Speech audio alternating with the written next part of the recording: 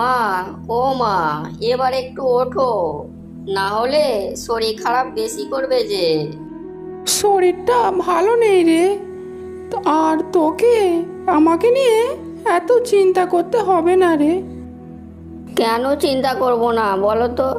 তুমি যে আমার মা, আর তুমি না ভালো থাকলে আমাকে দেখবে কে?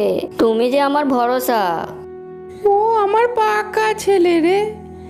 আর তোর বাবা সেই কবে নিরুদ্দেশ হয়ে গেছে, আজও বাড়ি ফিরল না সে। ও তুমি মা, কোনো চিন্তা করো না, আমি তো তোমার পাশে আছি সব সময়।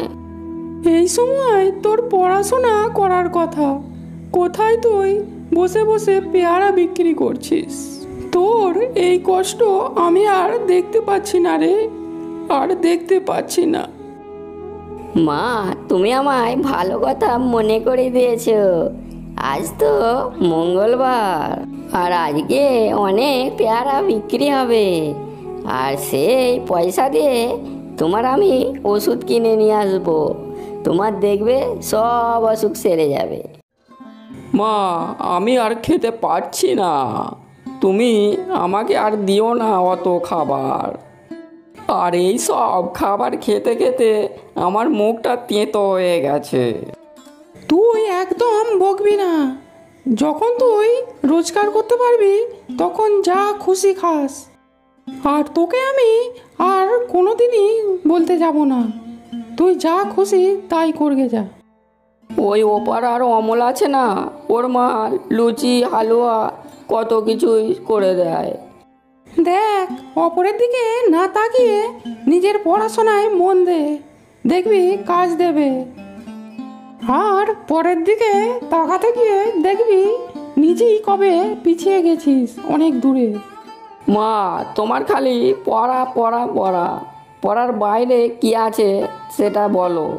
আর তোমাকে কবে থেকে বলছি আমার পড়তে ভালো লাগে না, সেই তুমি পালি পড়া। পড়তে ভালো লাগে না?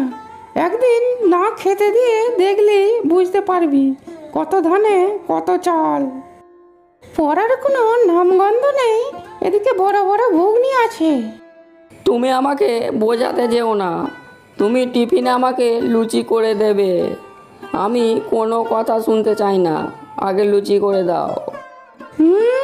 আমার দ্বারাই হবে না। ওই সকালে ভাত আর মাংস করা আছে, ওই নিয়ে যা, না হলে না খেয়ে থাকবি যা। আর যখন খিদেটা পাবে না তখন ঠিক বাম বাপ করে খাবি।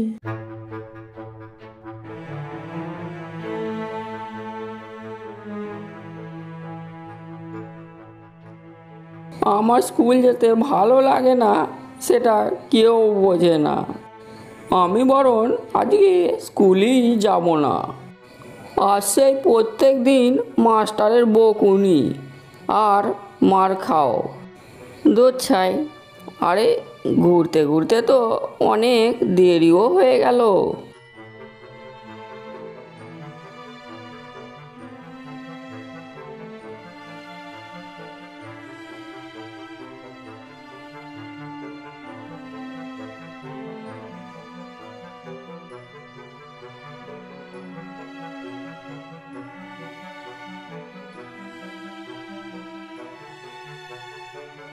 আরে ঘুরতে ঘুরতে তো অনেক খিদেও পেয়ে গেল, আর বাড়ি যেতেও তো আমার ভালো লাগে না একদম।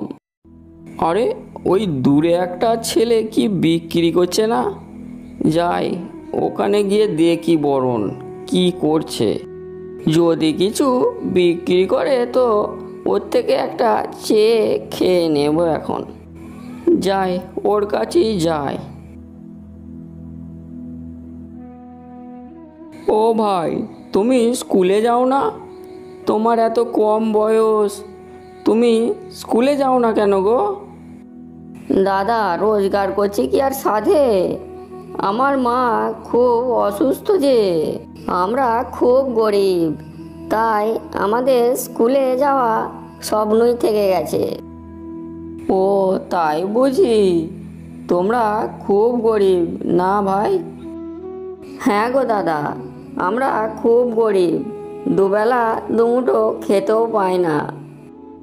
তাহলে ভাই আমার ব্যাগে টিফিন আছে, তুমি আমার টিফিন তাহলে খেয়ে নাও। সে না হয় খেলাম, কিন্তু তুমি যদি না খাও তাহলে খেতে পারি। আচ্ছা দাদা, তুমি টিফিন নিয়ে এসেছো, খাবে না কেন? দুট, আমার একই খাবার খেতে ভালোই লাগে না, তাই এই টিফিন ফেলেই দিতাম। হ্যাঁ। না দাদা, তোমার মা কত কষ্ট করে তোমায় খাবারটা তৈরি করে দিয়েছেন, আর তুমি ওটাকে নষ্ট করো না। আর খাবার কোনো দিন ফেলে দিতে নেই। এই দেখো না, আমি ঠিকমতো খেতে পাই না, আর আমার মতো কত গরিব দুঃখী খাবার জন্য হাহাকার করে চলেছে। না ভাই, আমি আর কোনোদিনই খাবার নষ্ট করব না। আর তাহলে তুমি আমার এই খাবারটা নিয়ে নাও, আর খাবারটা খেও কিন্তু। আচ্ছা দাও, অত করে বলছো যখন, তা একটা পেয়ারা খাবে নাকি? ঠিক আছে দাও। এই নাও আমার টিফিন।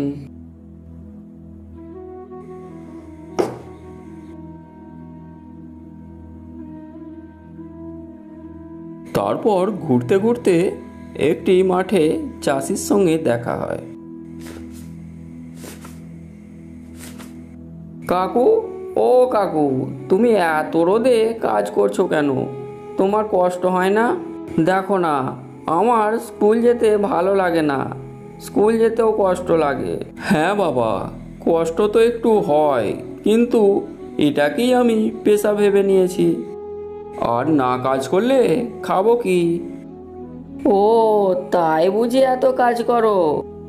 আর বাবা, তুমি স্কুলে যাও, আর স্কুলে না গেলে বড় হবে কি করে? আর তুমি যদি লেখাপড়া না শেখো, আমার মতো কাজ করতে হবে। আচ্ছা ঠিক আছে, তুমি কাজ করো। আর আমার আবার অবেলা হয়ে গেল, মা খুব চিন্তা করবে, বাড়ি না গেলে আবার খোঁজাখুঁজি করতে পারে।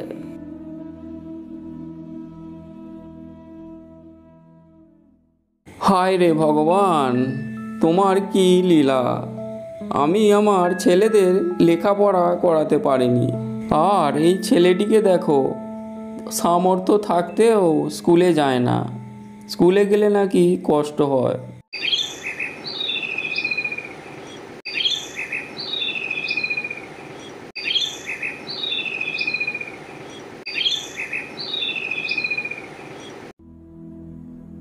মা, ও মা, কোথায় গেলে? এদিকে আসো। হ্যাঁ রে, কি বলছিস? দাঁড়া, যাচ্ছি।